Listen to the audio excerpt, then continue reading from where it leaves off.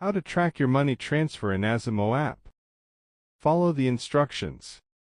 Open the Azimo app and sign in using your email address and the password linked to your account. Tap the Activity or Transfers tab to view all your recent and past money transfer activity. Find the specific transfer you want to track from the list shown on the screen and tap to open it. Check the current status, such as pending, processing, sent, or completed for updates. If the transfer is completed, wait up to 24 hours for the recipient's bank to process the payment. Look out for push notifications or email alerts about the progress of your money transfer status.